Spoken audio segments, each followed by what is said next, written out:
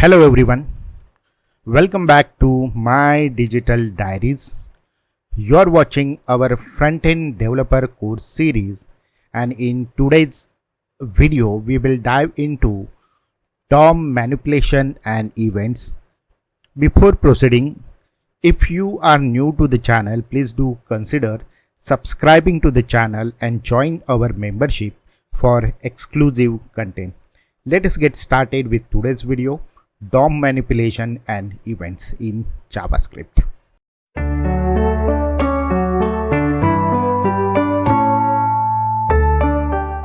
Before we start working with the DOM manipulation and events, let us quickly refresh what the DOM actually is.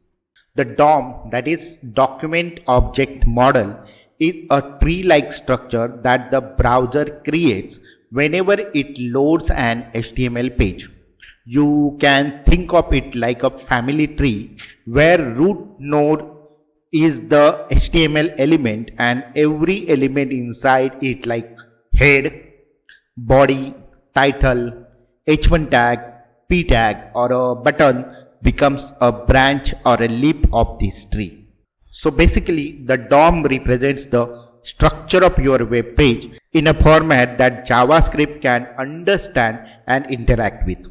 Here is a sample example of a HTML.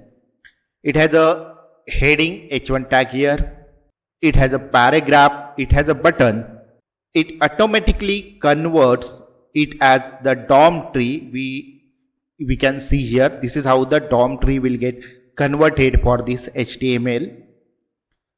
All these elements like h1, p, button, all its children of their parents.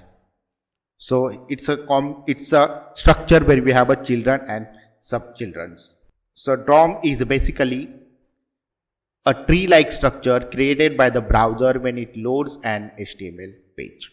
So every single tag where it's h1, p tag or button becomes a node inside this tree structure. Each node can represent an element, a piece of a text or even an attribute.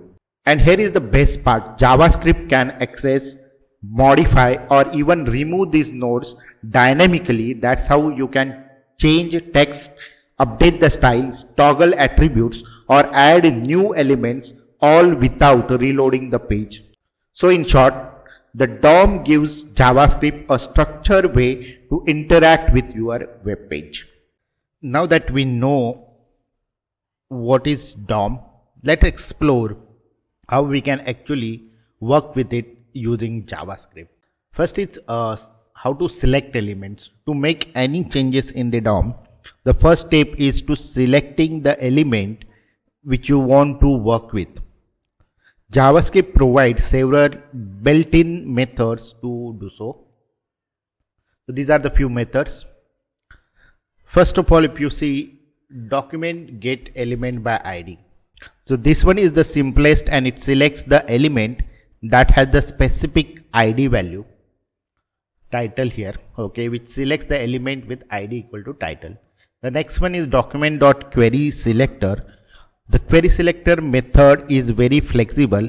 You can use CSS selector with it. So like I want to use a class.message, I want to select that. So it will select the first element with class is equal to message. Similarly, we have a document.querySelector all. This one select all tags which is provided. So here we are selecting P. So this one will select all paragraph tags and returns a node list which you can use to loop through. The next one is the document getElementsByClassName. So this returns all elements that have the class item. The result is an HTML collection which updates automatically if the DOM changes. Then we have a document.getElementsByTagName. So this method selects all elements of a particular tag. So in this case div. So depending on whether you are selecting by ID, class, tag name or CSS selector, you can choose the appropriate method. Among this, querySelector and querySelector all are the most modern and the common methods used. Now we'll see how to change a contain and attribute. So these are the few methods where you can change the content. So first is a dot text contain. So this changes only the text inside an element, a plain text. There is no HTML here. For HTML you can use inner HTML. So unlike a text contain, this allows you to insert HTML tag directly, which can style or structure the content. Then you can update the styles like dot color or dot font size. So dot color, you can modify inline styles directly using the style property. Here we are changing the text color to blue and the font size to 24px. Then we have a add, remove and toggle. So here you can class list dot add. That class list property helps you to manipulate CSS classes, and the add will add the class, remove will remove the class, toggle will toggle the classes. So toggle is a very handy shortcut. It adds the class if it is missing or removes if it is already there. Okay, so these are the these are the ways you can change the content and the attributes. Sometimes you will want to add in new elements dynamically, maybe when a user clicks a button or submit a form. So let's see how you can create and remove elements with a simple example here. So first of all, create a new element. First we use document.createElement. So here we are creating a p tag. So p we are giving. So this will create a p tag in the memory. After that we set its content by using txt contain. So we are setting some content in that tag. To make it appear, we append that paragraph, new para, in the body. So append child we are using to add the end of the body. Okay, so this is how you will create an element. And if you want to insert it at a specific place, let's take an example, like you want to insert it all at a particular position, say before a button here. You can use the insert before. Here the container, this container represents the parent element. So what is the parent element here? Body. Okay, and the button is the reference node. So what we are doing we are adding a new para, insert before. So before button we are adding that. So that's how we can add it at a specific place. And if you want to remove an element, DOM simply call the .remove method, which will directly remove that element. Okay, so this is how you will create and remove the elements.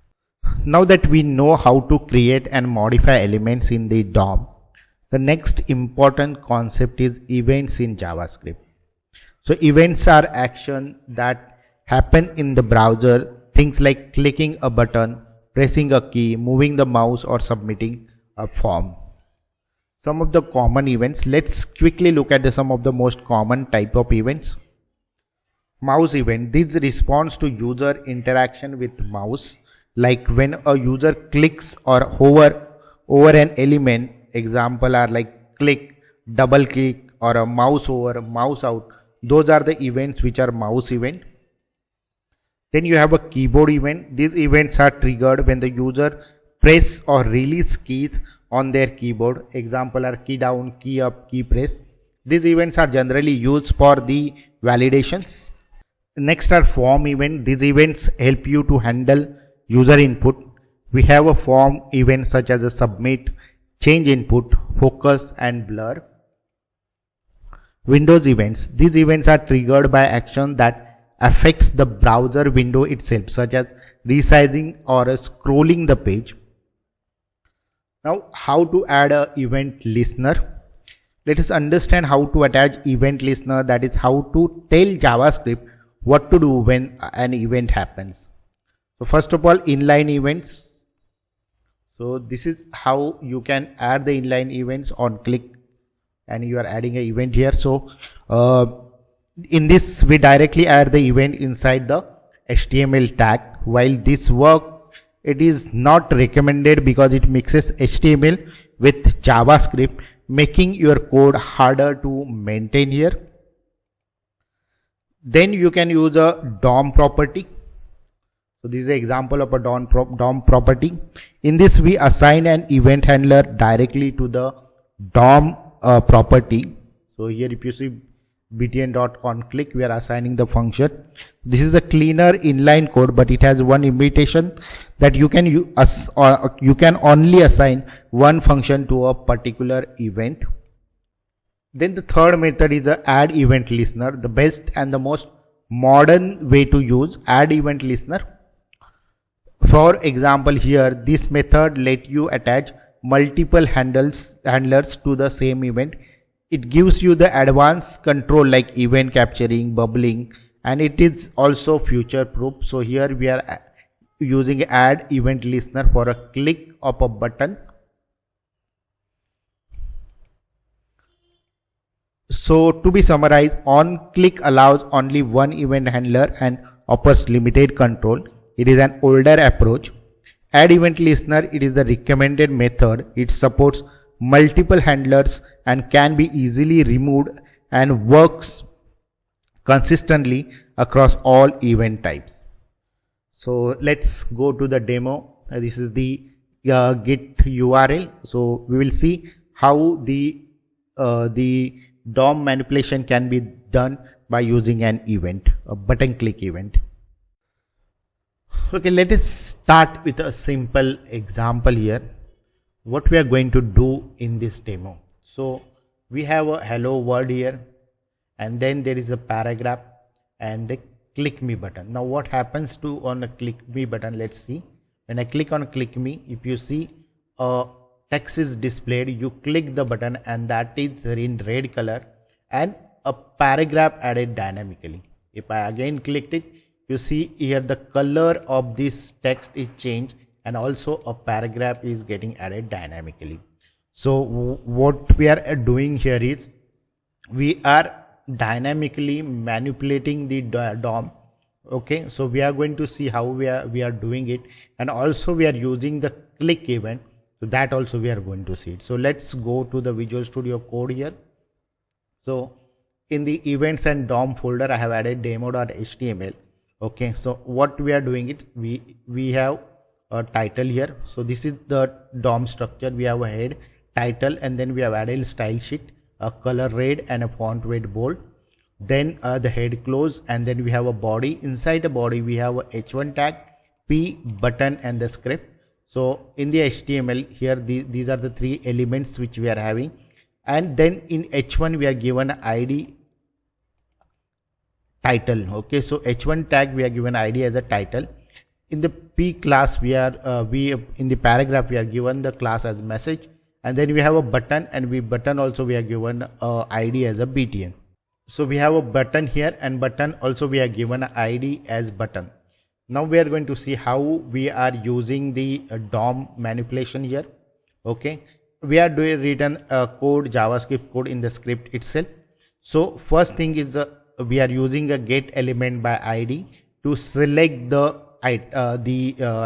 tag here. So if you see a title, so by id title, if you see h1 we are given a id as a title. So this will select your h1 tag, that is your heading here.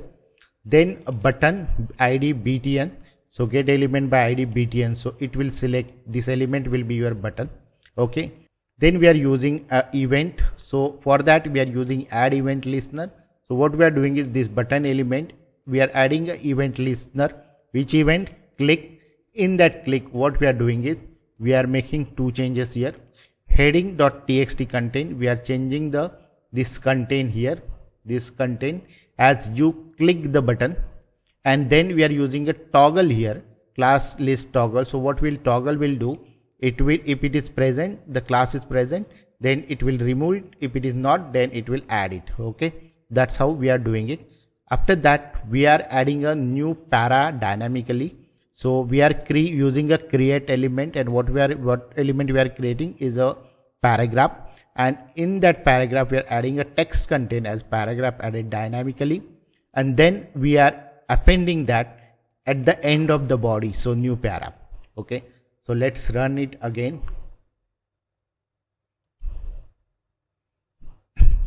Now if you see here, I am doing the inspect element, and if you see h1p class. Now if I click on it, the text has changed and the class has come here, class highlight. If you see, you click the button. Okay, if I click again, the class got removed. Okay, so that's why there is no red button here. Okay, and the paragraph is also getting added. I added third.